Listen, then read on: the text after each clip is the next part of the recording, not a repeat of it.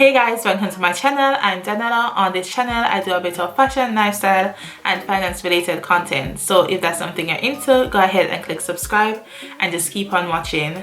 In today's video I'll be talking about 5 things that I've come to truly appreciate about living here in London. So I've been living here now for the last 4 years, and as time goes by I've come to realize that this isn't the case everywhere, and I've grown a true appreciation for London. So the very first thing is that it's very diverse.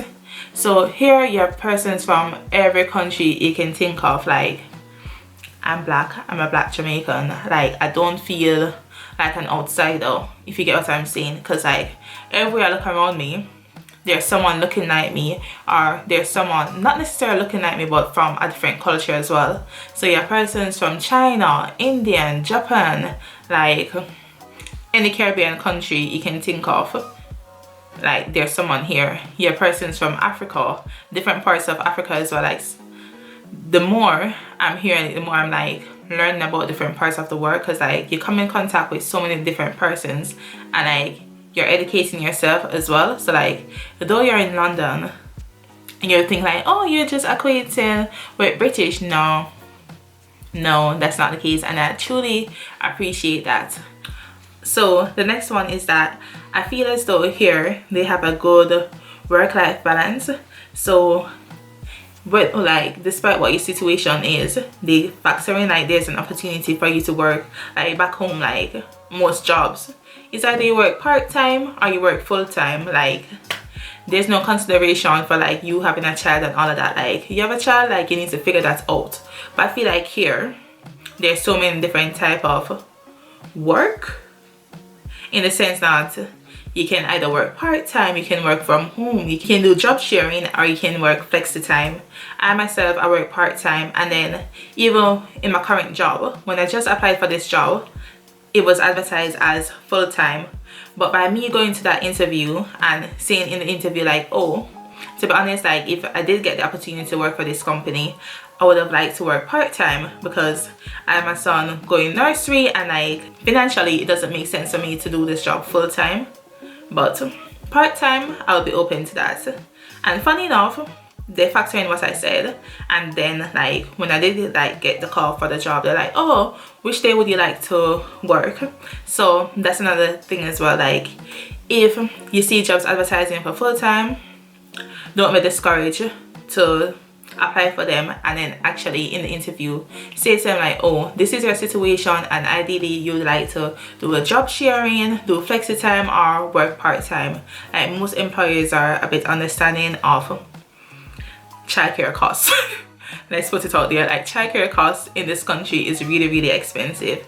So I feel as though most employers are a bit understanding of everyone's situation. So that's a little tip for you there.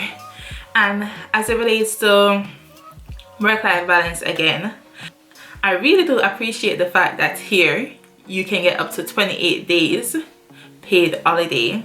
So you know, work that out. If you're a full-time employer working 5 days a week, that's 5.6 weeks for the year. 5 weeks of holiday for the entire year. Like, that sounds like I don't know what to say. Like, that sounds good to me, because I know I keep comparing to Jamaica, but like that's where I'm from. So yeah, in Jamaica you're only entitled to 2 weeks, and I think in America it's like 10 days. So when I came here and like for my first job, like they separated the holidays, so you were only allowed to like take 2.5 weeks in summer, spring there around, and then I took those, and then they were like, oh, I don't know, you have 2.5 weeks as well left to take in the winter period. I'm like, what you mean? I already took my holiday, because like, to be honest, when I got that first job, I didn't read the contract, so I didn't know my holidays entitlement and all of that. Like, I was just happy to be working, if I'm being honest. So yeah, I was a bit surprised by that. So I don't know if it's common knowledge to everyone, but here in the UK you're paid, you have 28 days paid holiday. So when you calculate that, if you're working 5 days a week, like a typical work week, that works out to be 5.6 weeks. I myself, like in my current job, I work part-time, as I keep telling you guys. Yeah, I work part-time and I get 142 hours. And already I booked a week off in February. I booked my not Christmas, sorry, I booked my birthday week off, and then I also booked my husband's birthday week as well off, and like I still have like 60 hours left back. 60 hours left back with a little 1 day here and there. So that's the reason why, because like before I came here, I used to like follow persons on Instagram and also on YouTube, and they were like always traveling. I used to wonder like, them people here don't work, what's going on? How is it they're always on holiday? But that's how. So like again with the whole work-life balance, I feel like because there's so many, you have so many holidays entitlement, you're able to like find that time to like just relax, take a little time for yourself, and not like be stressed out by work every single week. And also in regards to that, I feel like here they put a big emphasis on your mental health. Like I know nowadays like everyone's like, oh, mental health, but then I feel like by them giving you that much holiday entitlement, they actually realize like, oh, persons need a break and persons need time out for themselves to like rejuvenate and get back to work after. But I really like that, like, cause you know, me's a girl. I like to just chill and relax. Like I don't like nothing too chaotic, and like being here, I've come to really appreciate like stuff like that. I'm like 28 days. I couldn't believe it. But yeah, so the other thing I've come to really appreciate, given that I now have a son, is that they have a lot of green spaces. Where I live, like there's 3 different parks.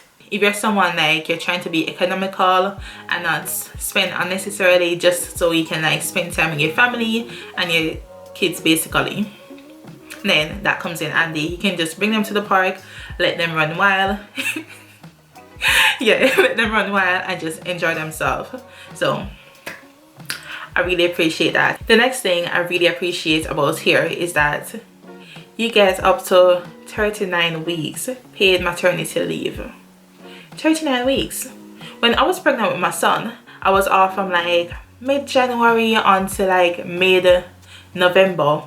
Yeah, I was off from January until mid-November. I couldn't believe it. And I think like I did that wrong, because I took my maternity leave a bit early. Like I couldn't bother with the stress at the place and all of that. So as soon as I qualified, like I feel like a couple weeks after I qualified, I just took it. Stay in my yard and rest. But with that now, I think like I got a certain percentage of my pay like in the first 3 months. So like the first 3 months I got 90% of my pay, and then as time went by, it went down to the minimum you're allowed. So I think like it started at 90%, and then by the end of it I was getting like £500 each month. So regardless, I think that's good, because most places like you're probably allowed like a 2 months or so off, but not basically a whole year. And then like the more and more I talk to people, I come to realize like student loans here is completely different from like, for instance, in Jamaica. In Jamaica, like the moment you leave school, like I think it was like 3 months later on, they told me like they wanted the first payment. Here now, if you're working less than £1,615, government no business with you. They're not troubling you for like no money or anything like that. You can go about your merry way, work below the minimum, and no stress. The next point is I really appreciate the fashion here. I don't know if it's because like, oh, you have different climate, you have different seasons, I should say. You have different seasons, so like they're like it's a bit more diverse, but I really like it. I've come to realize like most of these like fashion houses are from the UK, like Polly, also CB, Misguided, which are the one, Pretty Little Thing. Every brand like that's currently trending is from the UK. I didn't realize this until the other day. I'm like, Lavish Alice.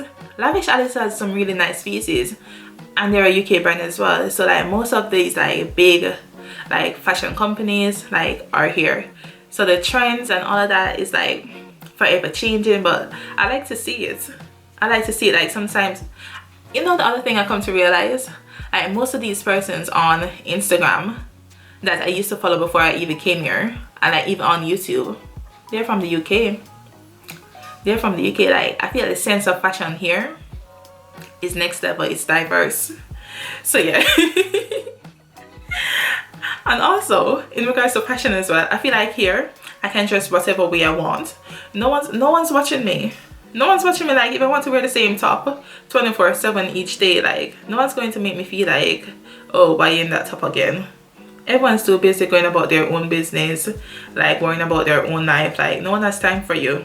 So yeah guys, that's my little list all complete. That's things like I've come to notice living here. Just comment down below and let me know what you've noticed different about where you're living, whether you migrated to Canada, America, or you're here in the UK. So until next time, don't forget to like, subscribe, and I'll catch you guys in the next video. Bye, take care.